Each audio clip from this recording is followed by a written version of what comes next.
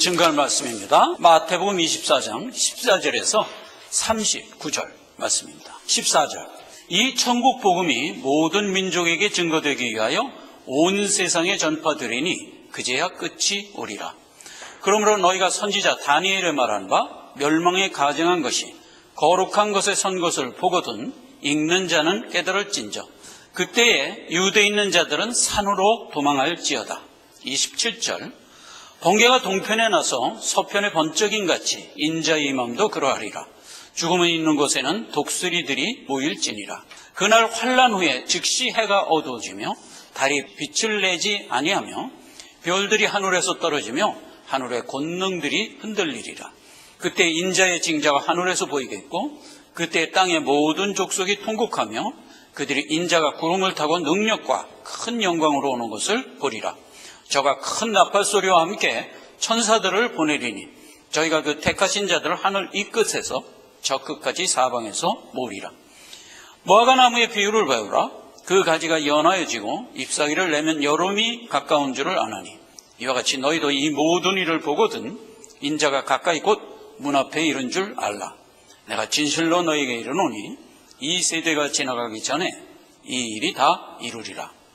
천지는 없어지겠으나 내 말은 없어지지 아니하리라. 그러나 그날과 그때는 아무도 모르나니 하늘의 천사들도 아들도 모르고 오직 아버지만 아시느니라. 노아의 때와 같이 인자의 임함도 그러하리라. 홍수전에 노아가 방주에 들어가던 날까지 사람들이 먹고 마시고 장가들고 시집가고 하더니 홍수가 나서 저희를 다 멸하기까지 깨닫지 못하였으니 인자의 임함도 이와 같으리라. 아멘. 재림의 징조라는 제목으로 오늘 말씀의 은혜를 받고자 합니다. 지난 시간에는 이제 이 말씀 초반전에 있는 말세의 징조 부분을 우리가 살펴봤어요. 말세라는 건 무슨 뜻이다? 예수 그리스도가 십자가의 대속을 이루고 승천하여 다시 올 때까지의 기간. 그래서 말세의 기간은 지금 2000년 이상을 동일한 상황으로 이어가고 있습니다. AD 65년경 베드로 사도가 성도들에게 설교할 때 이 말세의 때에 이렇게 설교했어요. 오늘 우리가 살고 있는 지금도 동일한 말세입니다. 이 때에, 말세의 때에. 그래서 그 말세의 때에 하나님이 징조를 주셨는데 피와 불과 연기, 세 징조를 줬다고 했어요. 그런데 피는 하늘에서 내려온 기사, 불과 연기는 땅에서 볼 수 있는 징조, 이렇게 해서 나눠줬어요. 그러면 피가 뭐라고 그랬죠? 예수 그리스도의 십자가 대속의 은혜. 그래서 누구든지 복음의 문이 열림으로 인하여 믿고 구원 얻을 수 있는 그 은혜의 때. 이게 말세 내내 징조로 우리에게 주는 겁니다. 그 다음에 불, 성령의 역사죠. 성령을 통하여 예수를 믿고 거듭나면 그는 믿는 자가 되는 거예요. 믿는 자가 되면 그가 살아가는 삶이 세상 사람들이 살고 있는 삶과 완전히 틀려버립니다. 그래서 그게 징조가 되는 거예요. 우리가 먹고 마시고 잠자고 뭐 이렇게 사는 건 다 똑같아 보이지만 불의 징조죠. 성령이라는 얘기를 항상 불에 비유했어요. 오순절 때 성령 내릴 때도 불의 혀같이 우리에게 주신 하나님의 말씀. 그것은 예수님이 니고데모한테 설명할 때 어떤 식으로 얘기했죠? 바람이 불어서 나뭇가지가 흔들리는 것 같이 현저한 징조다 그랬어요. 예수 믿으면 믿음 생활하는 것은 현저한 징조인 거예요. 그 징조. 그 다음에 연기. 연기는 이제 심판이죠. 죄를 다루시는 하나님의 손길. 이것이 이제 말세 기간 내내 세 가지가 역사하고 있는 거예요. 우리가 그 역사를 징조로 보면서 결론은 다시 올 주님을 바라봐라. 자, 그런데 이제 오늘은 재림의 징조입니다. 말세의 징조는 2000년 내내 우리가 볼 수 있도록 징조를 주신 거라고 한다면 재림의 징조는 언제 보죠? 재림 직전에만 보는 거예요. 재림의 징조로 두 개를 줬어요. 14절에 천국 복음이 모든 민족에게 증거되어야 끝이 온다. 그 다음에 두 번째, 선지자 다니엘의 말한 바 멸망에 가증한 것이 거룩한 곳에 선 때, 이 징조가 나타나면 이제 재림이 이제 곧 오는 거예요. 그렇게 되면 어떻게 하라? 16절에 이거 중요한 말입니다. 산으로 도망하라. 재림의 징조가 나타나면 믿는 자는 산으로 도망하라. 산이라는 것은 우리가 살고 있는 삶의 에어리어 바깥을 지칭할 때 쓰는 게 산이에요. 그리고 이제 성경에서 산으로 도망하라는 것은 살기 위하여 도망가라라는 말로 주로 써요. 창세기 19장에 보면 소돔과 고모라가 멸망당할 때 천사가 롯에게 뭐라고 명하죠? 어서 산으로 도망하여 죽음을 면하라 이래요. 여호수아서 2장 16절에 보면 가나안을 정탐하러 간 두 정탐꾼이 가나안 사람들에게 쫓기죠. 그래서 어떻게 해요? 산으로 도망했어요. 그래서 거기서 사흘 동안 숨어 있어서 살아 돌아왔죠. 그래서 산으로 도망하라는 얘기는 살아라 라는 말을 할 때 언제나 쓰는 관용적인 용어예요. 이것은 이제 시가서에 들어가 보면 예수 그리스도의 품으로 들어가라는 말로 빗대어서 얘기를 했어요. 그래서 이제 그것도 좀 확인해 봅시다. 시편 78편에는 53절에 저희를 안전히 인도하리니 너희는 두려움이 없었으나 저희의 원수는 바다의 엄몰됨 같았도다. 저희를 그 성소의 지경 곧 그의 오른손이 취하신 산으로 인도하시고 진노 가운데 자기 백성을 여호와의 산으로 인도하는 거예요. 아가서의 4장 6절입니다. 이때도 이제 말세를 지칭했는데 날이 기울고 그림자가 갈 때, 이게 뭐예요? 끝날이 됐다는 걸 의미하는 말이에요. 그럴 때 내가 모략산과 유황의 작은 산으로 가리라. 여러분, 모략과 유황은 예수 그리스도 십자가 대속의 상징적인 물품들이죠. 그러니까 모략산과 유향산 그러면 뭘까요? 복음의 산이에요. 그럼 복음의 산으로 가야 우리는 생명 갖고 사는 거예요. 그런 식으로 표현을 했어요. 그래서 산으로 도망하라 하는 얘기는 주의 품으로 들어가라. 당연히 사는 겁니다, 그러면. 그러니까 이제 여기서도 그거예요. 재림의 징조가 나타나면 우리는 어떻게 하라는 얘기예요? 주의 품으로 들어가라. 그 얘기를 관용적으로 이렇게 한 거예요. 산으로 도망하라. 그 다음에 이제 27절에서 31절까지는 재림의 상황을 설명했어요. 그리고 32절에서 무화과나무 비유를 우리에게 던져줍니다. 자, 이 얘기는 상식적으로 생각하라 이런 뜻이에요. 무화과나무의 비유를 자꾸 이렇게 엮어갖고 자꾸 해석을 하려고 하면 안 돼요. 무화과나무가 이스라엘 지경에 많은 나무이기 때문에 그 나무를 예를 든 것뿐인 거예요. 그러면 보세요. 나뭇가지에서 싹이 나고 잎이 막 돋으면 뭐예요? 여름이 가까운 줄 알잖아요. 이와 같이 이 두 가지 징조, 복음이 땅끝까지 증거되고 적그리스도가 거룩한 곳에 서는 때, 이 두 가지 징조가 일어나거든 재림이 가까운 줄 알라. 그러면서 준 얘기에 살짝 힌트를 하나 줬어요. 그것을 본 사람의 세대가 지나가기 전에 내가 오리라. 그 안에 오는 거예요. 언제 올지 모르는 거예요. 35절에 주님이 하는 얘기입니다. 내 말은 100%다. 틀림없다. 36절에 그럼에도 불구하고 그 날짜가 언제냐는 것에 대해서는 가려뒀다. 어느 정도로 가려뒀다고요? 예수님도 모를 정도로. 우리가 이단 분별하는 거 너무 쉬운 거예요. 요거 하나만 갖고도 금방 분별하는 거예요. 주님 올 날짜를 이렇게 날짜 꼽는 사람 그건 무조건 이단이에요. 이제 그런 것도 이제 우리가 성경을 통해서 지식적으로 아는 겁니다. 그리고 이제 37절에 다시 재림이 됐을 때 상황을 설명합니다. 근데 이거는 경험을 갖고 설명합니다. 재림 상황을 경험적으로 이해할 수 없잖아요. 근데 여기 경험으로 설명하는 거예요. 어떤 경험? 노아의 홍수. 노아의 홍수는요, 8 식구 살고 온 인류뿐만이 아니라 모든 생명이 다 멸절됐었잖아요. 그 역사적 사건을 들어서 재림 때 그렇게 된다. 이 세상 끝난다. 근데 교계 7, 80%가 어떻게 믿고 있다고 그랬죠? 주님이 재림해도 안 끝난다. 이렇게 지금 오염되어 있어요. 근데 우리가 이 말씀을 통해서 주의 재림 분명히 다시 한번 인식해야 됩니다. 주의 재림 전에 나타날 두 가지 징조, 딱 두 가지 징조인데 하나는 뭐냐? 복음이 땅끝까지 증거된다 하는 거예요. 계시록 6장에 가면 인재양 마지막을 우리에게 설명하면서 천성에 이미 죽어서 간 성도들이 하나님한테 따졌죠. 아이 심판 도대체 언제 할 겁니까? 이러고 따졌다고요.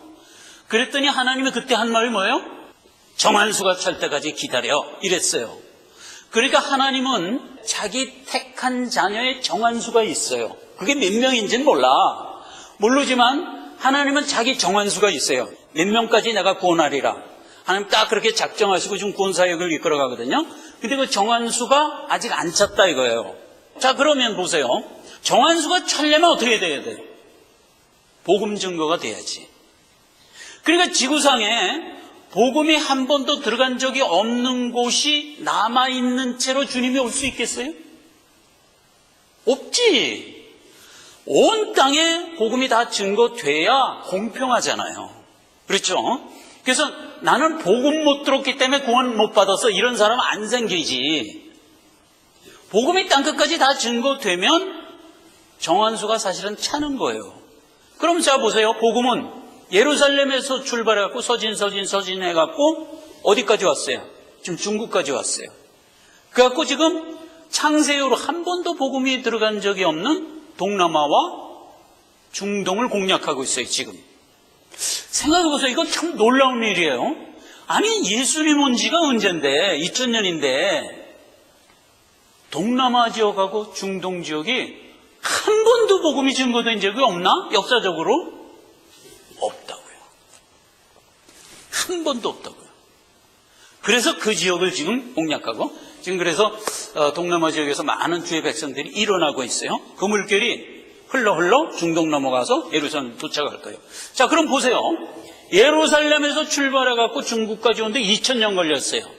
그러면 중국에서부터 예루살렘까지 가는데 뭐 2000년까지는 아니라도 한 수백 년, 1000년 이상 걸릴 것 같은 생각 안 드세요? 비율적으로 볼 때? 그런 생각 들어요? 아니에요. 다니엘서 마지막을 장식하면서 다니엘서 뭐라 그랬어요?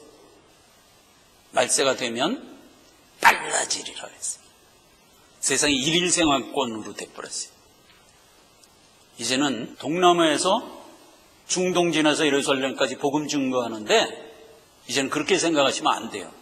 급하게 생각해야 돼요.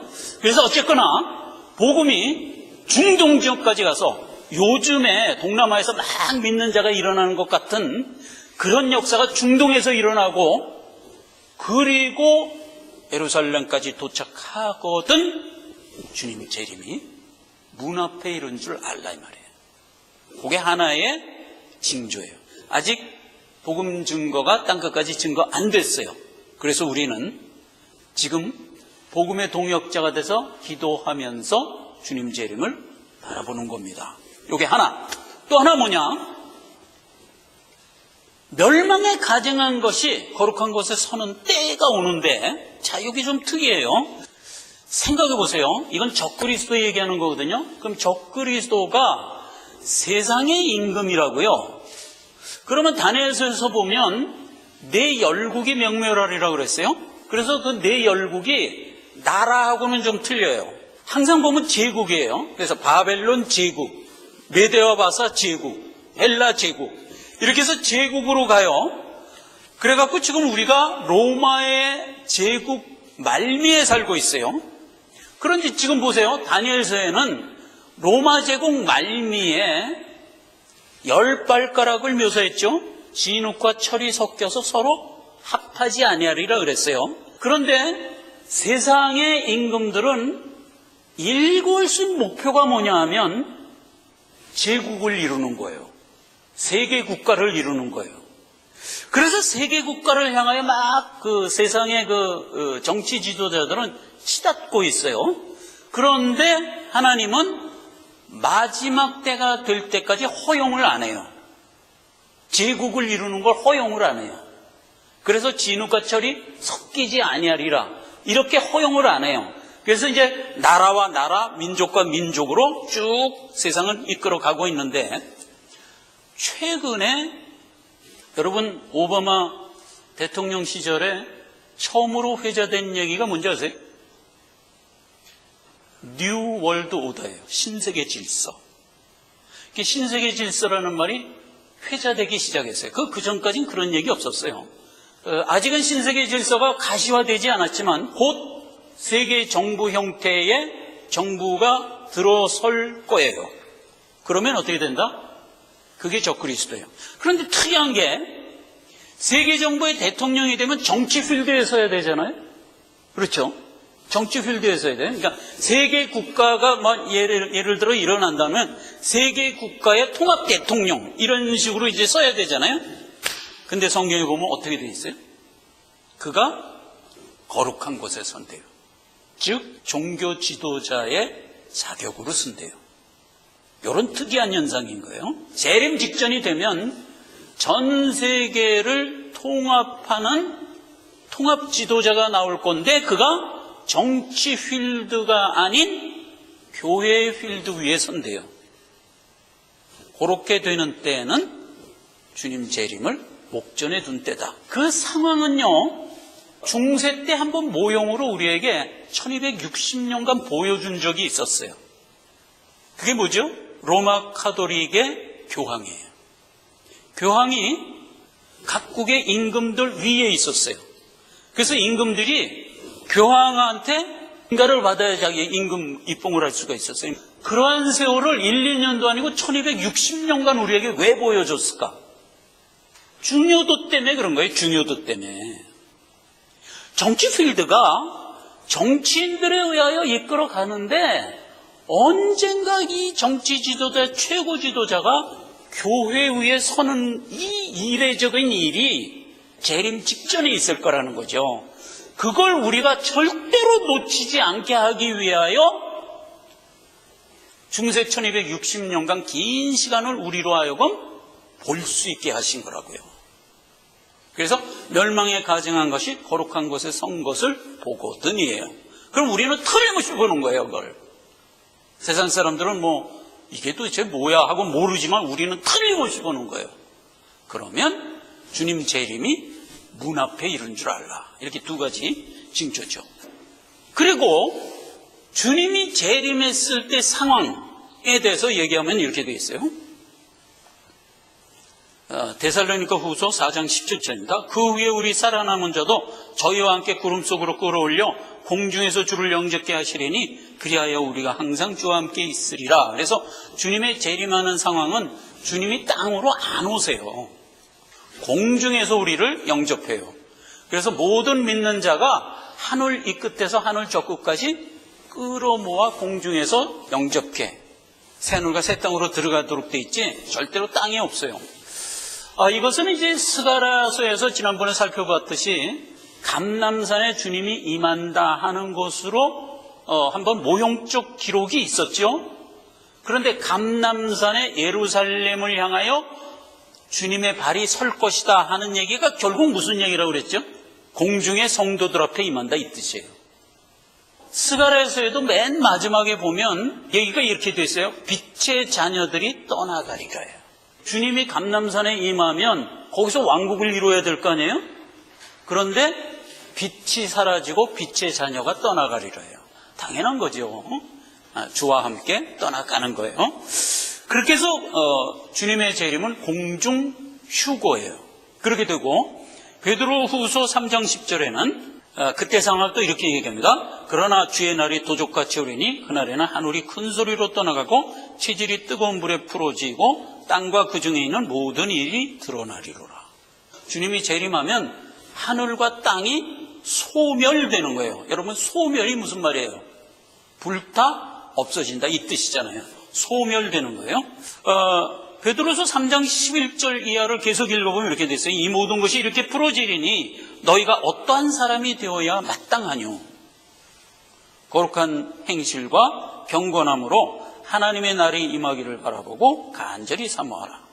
그날에 하늘이 다시 얘기합니다. 불에 타서 풀어지고 체질이 땅이 뜨거운 불에 녹아지려니와 우리는 새하늘과 새 땅을 바라보도다. 이렇게 연결된 겁니다.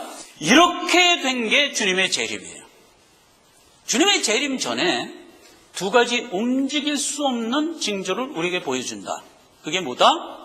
하나는 복음이 땅끝까지 증거되는 상황, 또 하나는 바벨탑이 출현하는 상황, 이렇게 둘로 나누는 거예요. 이 얘기는 성경 곳곳에 산발적으로 주님이 이 상황을 많이 묘사했어요.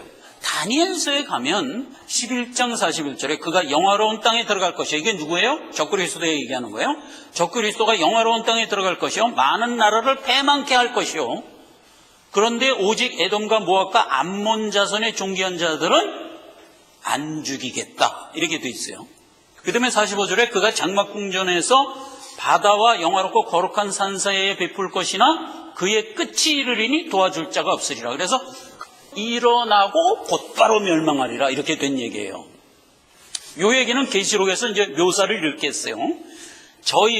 여기서 저희가는 이제 적그리스도 세력입니다. 저희가 지면에 멀리 퍼져 성도들의 진과 사랑하시는 성을 두름에 하늘에서 불이 내려와 순식간에 진멸하리라, 이렇게 끝난 거예요.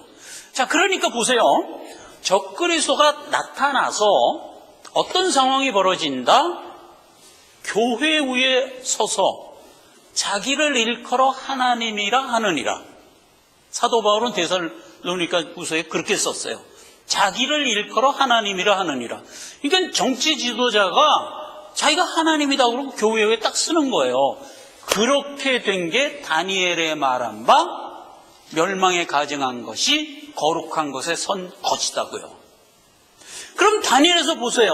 에돔과 암몬과 모압 족속의 존귀한 자들은 적그리스도가 안 죽이는 거야. 그리고 오직 성도들만 모아서 진멸하도록 시도를 하다가 성도들은 진멸하지 못한 채 자기가 진멸당하는 것으로 재림은 끝나도록 돼 있는 거예요. 자, 그럼 보세요.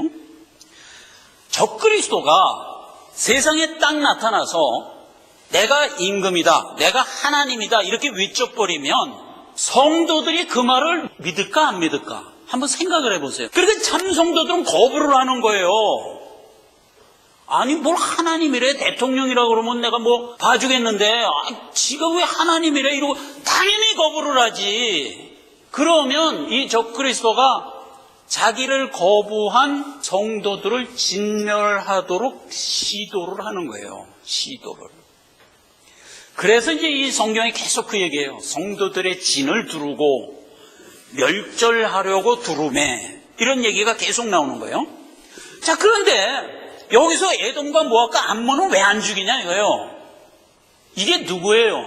성경에서 에돔과 모압과 암몬은 믿는 자의 이름을 가지고 믿음의 필드에 섞여 있는 불신자를 지칭하는 말이에요. 에돔은 누구예요? 이삭의 아들이죠. 이삭의 아들. 그러면 야곱과 함께 한태로 나와서 이삭의 아들로 있어요. 그럼 당연히 이삭의 아들이면 믿는 자잖아요. 그런데 에돔은 그 가운데서 불신자라고요. 그리고 야곱을 하나님이 택하신다고요. 그러니까 항상 믿음의 필드에는 에돔이 있는 거예요. 옛날에도 그랬고 지금도 그래요. 지금도 교회라는 헤게모니를 누가 장악하고 있다고 그랬어요? 신신학을 표방하는 자가 장악하고 있다고 그랬어요. 그럼 신신학은 정의가 어떻게 돼 있다고 그랬죠? 하나님을 거부하는 자. 그걸 신학으로 뚝 붙들고 있는 자들이라고요. 하나님이 없다를 표방하고 그들이 교회에 헤게모니를 쥐고 있다고요. 그러니까 지금 교계를 보면 과반이 누가 차지하고 있어요? 에돔이 차지하고 있다고요. 그런데 보세요. 지금 에돔과 참성도가 서로 안 싸워요. 우리 참성도들도 신신학을 가지고 있는 교회를 비방 안 해요. 불신자가 세상에 있는 거 어제 오늘 얘기냐? 우린 관계 안 해요. 그렇죠? 내 길 가는 거예요. 신신학에 있는 자들도 우리를 비방 안 해요. 참신학 가지고 있는 자, 뭐 그냥 놔두는 거예요. 그리고 자기가 헤게모니 쥐고 있으니까 지장 없잖아요. 그러니까 그냥 나가는 거예요. 이렇게 해서 쭉 나가요. 그래서 지금 안 싸워요. 근데 언제 가서 싸운다? 적그리스도가 딱 서서 내가 하나님이다 이래버리면 그때 싸우는 거예요. 내가 하나님이다 그래버리면 참성도는 정확하게 거부하거든. 그런데 신신학을 가진 성도들은 거부할까 안 할까? 안 하지. 당연히 안 하지. 그러니까 거기서 갈리는 거예요. 그걸 뭐라고 한다? 배도. 그래서 사도 바울이요, 마지막을 주님 재림을 앞두고 우리에게 준 시루시 하나가 있어요. 배도예요. 그게 배도예요. 그래서 사도 바울이 한 얘기를 잠깐 봅시다. 누가 아무렇게 하여도 너희는 미혹되지 말라. 야, 주님이 벌써 왔대. 그러면 그런 말을 어떻게 하더라도 너희는 미혹되지 말라. 주님이 오려면 하고 준 얘기가 뭐예요? 먼저 배도 사건이 있어야 된다 이거예요. 배도가 있기 전에는 절대로 주님이 오는 사건은 우리에게 안 나타날 것이다. 이렇게 얘기한 거예요. 그리고 적그리스도가 오면 모압과 암몬과 에돔은 적그리스도 편에 들어가서 적그리스도와 한 몸이 되는 거예요. 힘을 합하여 참성도들 진멸하려고 시도할 때 주님이 순식간에 와서 오히려 그들을 진멸하는 걸로 끝나는 거예요. 그렇게 된 게 징조의 가장 현격한 내용이에요. 예수님은 이 모든 얘기를 주고 비유를 4개를 우리에게 줍니다. 이해를 돕기 위해서 주는 거예요. 이해를. 그래서 지금 비유 사건을 보면 이렇게 돼 있어요. 다음을 한번 볼까요? 무화과 나무 비유를 먼저 상식적으로 주고 그 다음에 이어져서 나오는 비유가 도적 비유, 착한 종 비유, 열전의 비유, 달란트 비유에서 연속적으로 줍니다. 근데 이 비유를 왜 줬다고요? 주님의 재림을 우리가 분명하고 바르게 인식하게 하려고 준 비유들이에요. 그래서 요거를 살펴보는 것으로 오늘 이 시간을 끝내도록 합시다. 자, 보십시다. 먼저 무화과 나무 비유. 나무에 싹이 나면 여름이 가까운 줄 알라. 이건 상식이라고 그랬죠. 상식. 복음이 땅 끝까지 증거되는 일, 적그리스도가 출현하는 일, 이 2가지 징조가 너희 눈앞에 나타나거든 주님의 재림이 이룬 줄 알라. 네 세대가 지나가기 전에 온다. 이렇게까지 주님이 확실히 얘기해 준 거예요. 그 다음에 이제 도적 비유입니다. 도적 비유는 도둑놈이 언제 내 집에 들어와서 물건 훔칠지 난 모르잖아요. 그럼 도둑 안 맞으려면 어떻게 해? 깨어 있으면 도둑 안 맞는 거예요. 그걸 이제 비유로 줬던 거잖아요.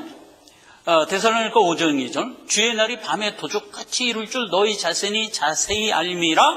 그러나 너희는 어두움에 있지 아니하매 그날이 도적같이 임하지 못하리니에요. 주님은 도적같이 오지만 성도들에게는 도적같이 오지 못한다고요. 우리는 낮에 속하였으니 근심하여 믿음과 사랑의 흉배를 붙이고 구원의 소망의 투구를 쓰고 있으라. 이렇게 얘기한 거예요. 그럼 우리가 깨어있다는 게 결국 무슨 얘기예요? 믿음 안에 거한다는 뜻이에요. 다른 거 없어요. 성도가 믿음 안에 분명히 서 있으면 우리는 깨어있는 거고, 깨어있으면 주님이 언제 오든 우리는 주님 하고 금방 알아볼 수 있다는 거예요. 그 얘기를 해준 거예요. 그게 어려운 얘기가 절대 아닌 거예요. 그렇게 된 비유. 그 다음 이어지는 비유가 종 비유예요. 주인이 자기 집을 종한테 맡기고 잠깐 외출을 한 거예요. 그럼 집 안에는 누가 있어요? 아기도 있고 학교 다니는 학생 아이도 있고 또 뭐 조금 큰 청년 아이도 있고 이렇게 있어요. 그럼 종이 할 일이 뭐예요? 집에서 애들 챙겨야지. 당연하잖아요. 때를 따라 양식 줘야지. 주인이 올 때까지 이렇게 케어를 하라고 종한테 세운 거 아니에요? 그런데 종이 그걸 안 했어. 그리고 애들이 밥을 먹거나 말거나 뭐 신나게 자기 인터넷 하면서 자기만 노는 거야. 그 얘기예요 지금. 그런데 주인이 어느 날 좀 온 거야. 어느 시에. 그럼 어떻게 하겠어요? 종이 해고하겠지. 그런데 이 비유를 어디를 끌고 들어와요? 우리의 신앙생활에 끌고 들어와요. 자 봐요. 디모데 4장 2절에는 구성. 너는 말씀을 전파하라. 때를 얻든지 못 얻든지 항상 힘쓰라. 범사의 오래 참음과 가르침으로 경책하며 경계하며 권하라. 디모데에게 명한 겁니다. 그럼 디모데가 누구예요? 오늘날 우리예요. 이 얘기는 사도 바울이 디모데에게만 했을까?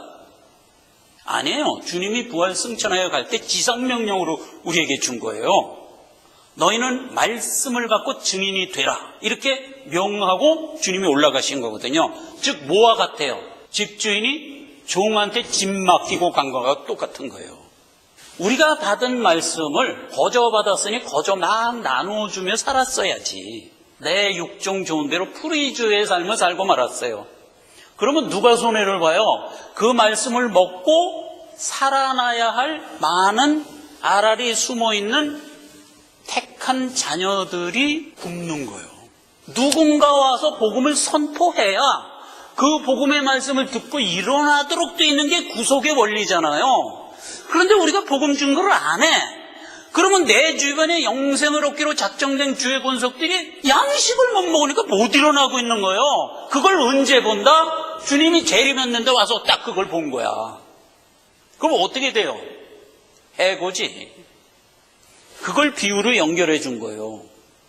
그러니까 주님이 우리에게 이 세상을 맡기고 떠난 거예요. 그럼 우리는 어떻게 해야 돼요? 때를 따라 양식을 나눠주며 주님 오시는, 주인이 오는 그날까지 충성하고 있었어야지. 그 얘기를 하는 거예요. 그러니까 이 비유를 통해서 오늘날 우리에게 교훈하는 거잖아요. 오늘 그걸 스스로 점검하시라고요. 과연 내가 살아가는 삶의 목표가 내가 살고 있는 내 필드에서 선포하고 나눠주고 던지며 사는 삶을 살도록 하나님이 나에게 불렀잖아요. 이거는 성경에 얼마나 많이 하나님이 얘기했어요. 베드로서에도 뭐라 그랬어요? 너희는 왕 같은 제사장이라 그랬잖아요. 하나님의 그 은혜의 빛을 선전하며 살게 하려고 내가 너를 왕으로 세웠다 이랬잖아요. 이게 종비유는요, 우리가 다 자성하여 들을 얘기예요. 투철하고 뜨거운 선교의 사명을 내 삶의 목표로 가지고 살고 있나요? 거의 안 살잖아요. 거의. 사람들하고 이렇게 교배하면서 살아가려면요, 제일 흔한 게 날씨 얘기, 그 다음에 정치 얘기, 요즘에 재미있는 거 뭐 연속국 있지? 연예계 얘기, 사업 얘기, 예수 믿어야 돼. 이 모든 대화에 가장 1순위로 있어야 된다고. 나는 알아. 너희들 이 모양 이대로 살면 절대로 소망이 없는 삶이다. 이거 알아 나는. 근데 그럼에도 불구하고 내가 그 얘기 안 해. 때를 따라 양식 안 주는 종이잖아요. 비유에서는 우리가 충분히 이해하는데 현실로 와서는 악한 종처럼 살잖아요. 사람들한테 높임받고 사람들한테 똑똑하다 소리 들으려고 인생 사는 거 아니에요. 사람들에게 푼수떼기 되어도 주님께 칭찬받으려고 사는 게 우리 인생이에요. 분수대기 정 되기 싫으면 제가 그래서 핀트를 하나 줬잖아요. 우리 교회는 다행히 CD가 나와요. 말씀 준 거면 CD가 나와요. 그거 뿌리라고요. 그가 그거 받아서 문 나서자마자 쓰레기통에 버리는 한이 있어도 뿌리라고요. 최소한의 말씀 증거하는 삶은 분수대기 안 되면서 할 수 있어요. 제가 얼마 전에 연로한 어떤 분을 이제 만났어요. 만나자마자 저야 목사니까 좀 여러분보다 유리해. 여러분 그렇게 얘기하면 푼수대기 되지만 나는 목사니까 그렇게 얘기해도 나 푼수대기 안 여겨. 아, 목사니까 저렇게 당연히 얘기하는구나. 그리고 접어서 들어. 그런 면에서 내가 유리해요. 연세 얼마 되셨어요? 84살이래. 이젠 기회가 얼마 안 남은 거 아시죠? 선배님도. 수한 내에 반드시 믿어야 됩니다. 믿고 생마감하셔야 됩니다. 비가 올라나 그러고 가더라고. 안 들어. 그러나 그게 씨가 돼서 언젠가 돌아오겠지. 이게 이제 종비유. 그 다음에 이제 열처녀비입니다. 여러분 잘 알죠? 등불을 준비했어요. 왜? 신랑 맞으려고 준비했어요. 등불은 키라고 있는 거잖아요. 키라고. 근데 기름이 떨어지면 킬 수가 없잖아요. 등불을 킬 수 있는 기름이 항상 넉넉해야 돼. 그 비유예요. 신랑 오는 그때 나는 항상 밝은 등불을 딱 들고 서 있는 자가 되자. 직접적으로 해석을 해버리는 거야. 그래갖고 기름은 성령이다. 그래서 성령 충만하게 살아라. 이렇게 그냥 확 해석해버리고 마는데 주속이라든가 이런 걸 보면 거의 다 그렇게 해석이 돼 있어요. 항상 신학교에서 가르치는 게 주속 보고 설교를 하지 말라는 거예요. 저는 여러분 제 말씀을 들으셔서 느끼셨는지 못 느끼셨는지 몰라도 제 설교는 절대로 주석 갖고 설교 안 합니다. 그냥 내게 은혜 주신 거 갖고 해요, 언제나. 그리고 이제 주석은 언제 보냐? 문화적, 역사적 배경의 참고를 하기 위해서 주석을 보죠. 산상수훈 5장 2절 이하에 보면 우리 보고 얘기하는 거는 너희는 등불이다 이거예요. 요한복음 1장이 뭐라 그랬어요? 세상에 빛이 있으니 그 빛은 하나님의 말씀이라 이랬잖아요. 그러니까 우리가 등불이라는 건 우리는 하나님 말씀 가진 자다 이런 뜻이에요. 그런데 비유를 어떻게 했어요, 예수님이? 이놈들 등불을 켰으면 그걸 뒷박으로 덮어놓는 사람이 이 세상에 어딨냐 이 말이에요. 주변을 환하게 밝히기 위해서 등불이라는 건 있는 거 아니냐, 그 얘기하네요. 그렇죠. 말씀을 가졌으면 그 말씀을 분출하며 살아라. 세상으로 하여금 너희를 보고 하나님이 그의 일을 그에게 맡겼구나를 알게 하려는 자다 말이에요. 요한복음 16장에 그 얘기를 했어요. 하나님이 너희에게 명한 것을 너희가 지키며 살아가는구나를 세상으로 알게 하려 함이라.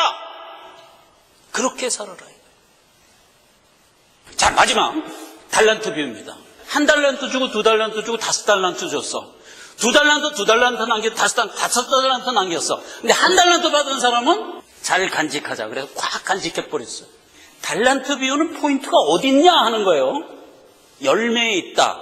열매를 많이 거두기 위하여 있는 거예요. 그래서 요한복음 15장에도 포도나무와 가지 비유에서도 예수님이 열매를 우리에게 요구한다고 되어 있어요. 그 보면 이렇게 되어 있어요.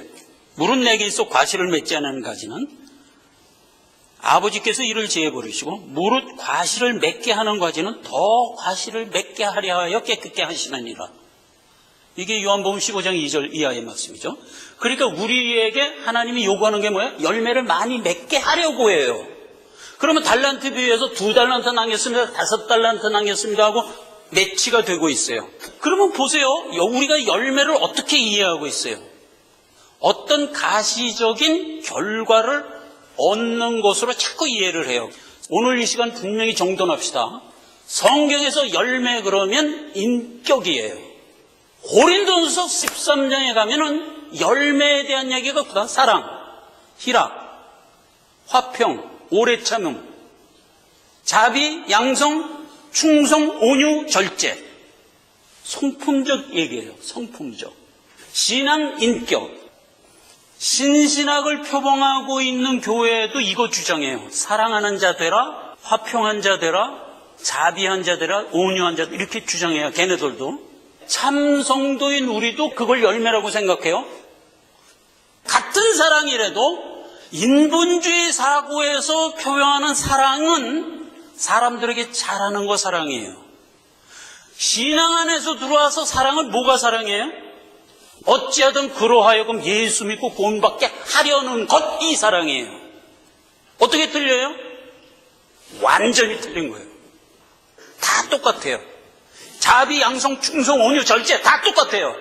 예수 믿을래 안 믿을래에 관련한 성품들 같은 제목인데 완전히 틀린 거예요.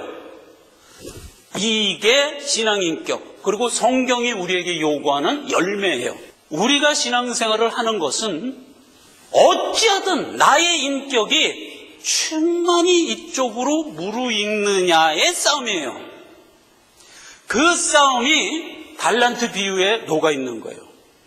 하나님이 우리에게 여러 가지 여건 줬어요. 그리고 우리로 하여금 일생을 살아가게 했어요.